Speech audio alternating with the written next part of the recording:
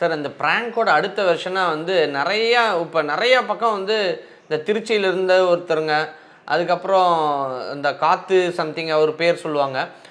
அவங்க எல்லாருமே வந்து அந்த அடல்ட் கண்டென்ட்ஸ் நிறையா புஷ் பண்ணிட்டே வர்றாங்க.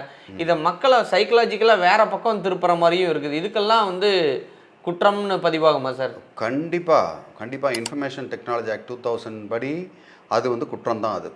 ஸோ அதுபடி பார்த்தீங்கன்னா section 66E privacy violation, section 67 obscene content.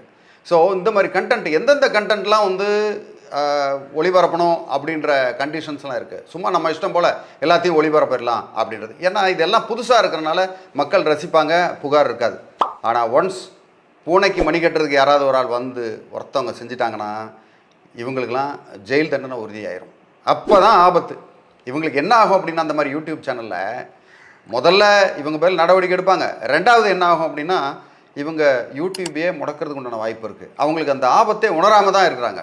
அவங்களுக்கு அந்த சட்ட அறிவு இல்லாதனால தான் இந்த மாதிரிலாம் வந்து செய்கிறாங்கன்றது என்னுடைய கருத்து.